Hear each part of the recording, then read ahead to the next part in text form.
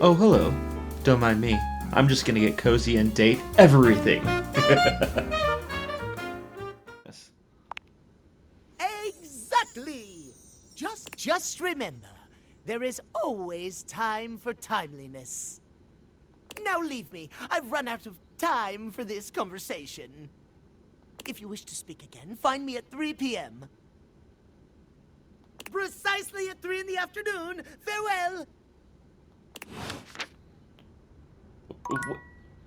What? So you don't want me to talk to you? Okay. Okay, I got it.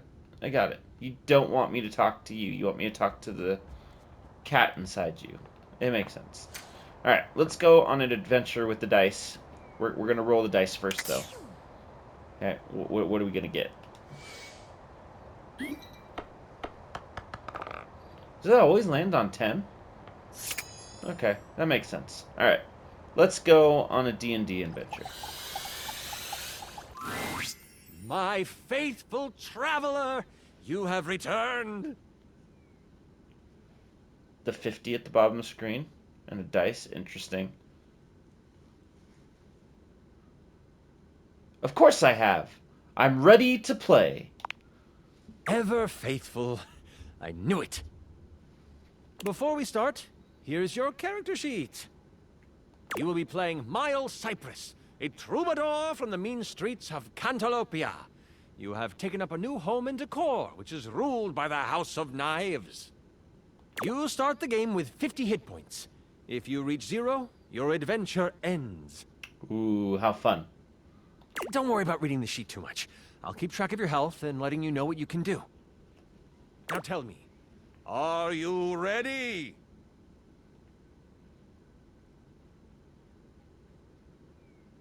Let's do this. Woohoo! We start our adventure at night. The wind is whistling through the tall trees at the edge of town, carrying with them the smell of pine and possibility.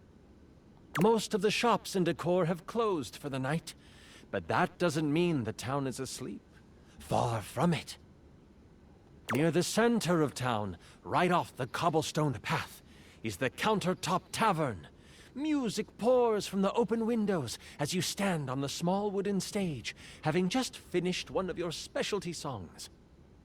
What are you saying to the crowd?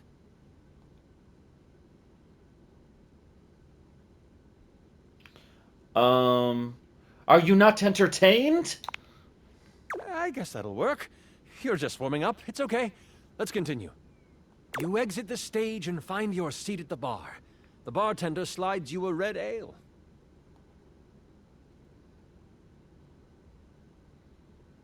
I toss him a coin for the prompt service.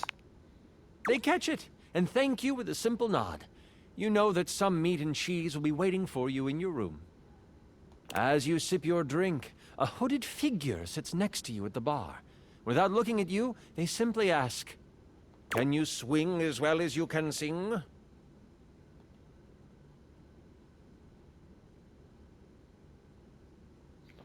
I try to get a better look at them. They notice you try to see who they are.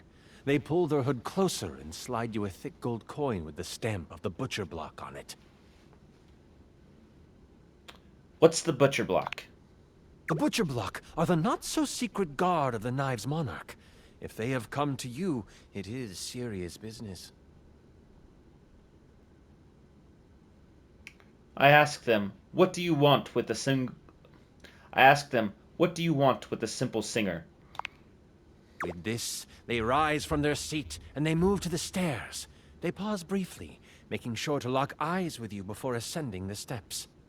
You toss back your drink and you follow. People have noticed the moment and start to whistle and hoot.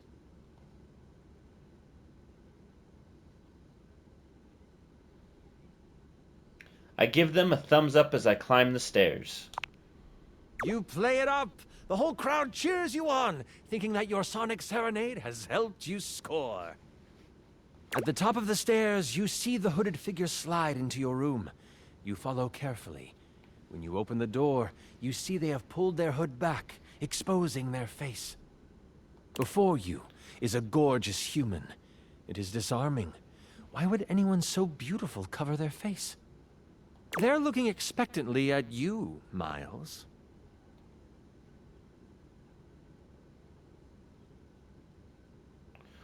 Why did they bring me here? Once you have closed the door, they say. As a member of the Butcher Block and in direct response to the needs of the House of Knives, we have a task for you. The Prince of Knives, Nakiri, has been kidnapped. We know that the evil Grand Vashir has him. They are planning to sacrifice him to their god, Cleaver. What's in it for me? The Knives are prepared to take you into their home, where you will live your days as the court musician.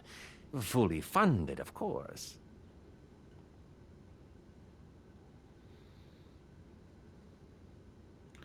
Throw in a new leer and you got yourself a deal. Of course! A small price to pay for the safety of the prince. You should rest up. Tomorrow is a big day. This is so much fun, isn't it? This is fun. You're doing a fantastic job. Woohoo! I'm really enjoying myself, too. Where were we? Right. You get a full night's rest and a hearty breakfast. You get a boost of 20 health for the day. You, Troubadour, are ready to go save the prince. As you head out towards the great kitchen sinkhole, you have a pep in your step and greet the people in the market. They laugh and joke about your performance the night before. The thought of the Prince of Knives in trouble worries you, and you know you need to make haste. You have seen the prince once before, and the thought of him floods your mind. He is handsome, sharp-dressed, and has carved a place in your memory. To sing for him would be a dream come true. To serenade him in private would be... Ooh. You walk faster at the thought. That pep in your step has become a borderline power walk. As you walk past the town gates, you notice that two people are behind you. Maybe they are just traveling as well. Still, you can't be too sure. You pass a fork that goes to a neighboring town. They don't turn off. You remember the messenger from last night warning of a mole within the block. Could they have found out already? Has your cover been blown? What do you do? I break from the path to see what they do. You take a hard right turn into the tall grass field next to you. The two people behind you continue on the path. You breathe a sigh of relief to think you were just being paranoid. But then, you feel the tall grass next to you move. You stop, trying to find where the rustle is coming from. That's when you realize it's coming from all around you. Out of the tall grass, you are attacked by a small lizard thing that bites at you. Stop! Stop! Stop! Ah! What is that thing? It's a knobgoblin. You can either swing at it with your trusty club, or you can perform a stunning song.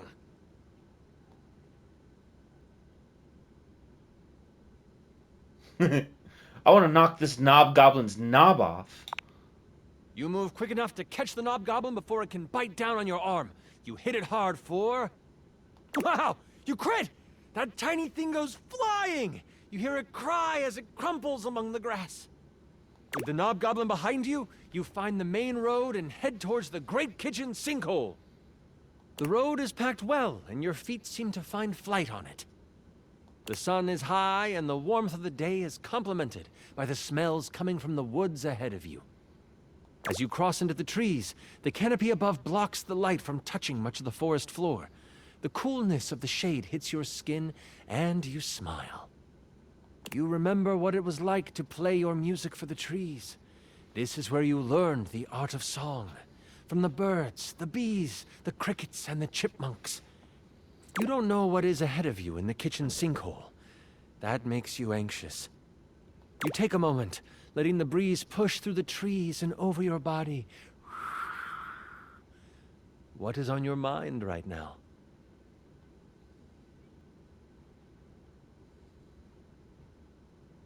I don't have much time to waste here. I take in the moment and move on.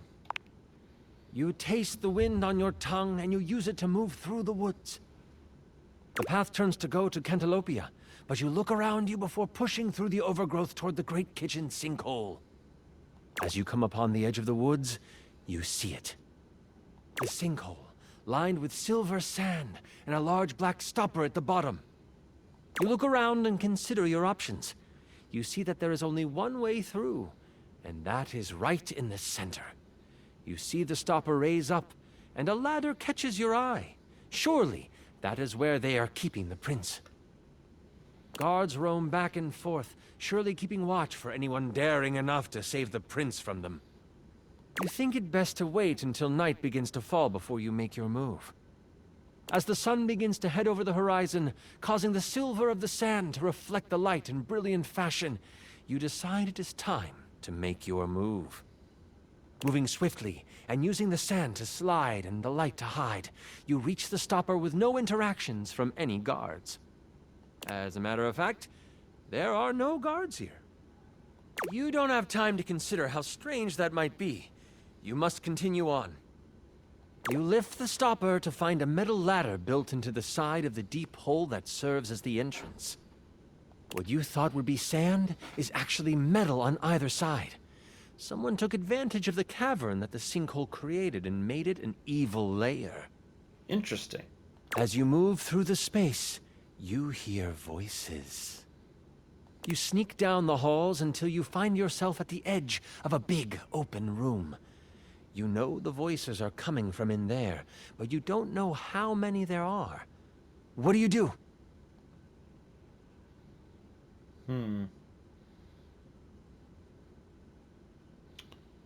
I don't take any chances. I kick the door in, ready to fight. You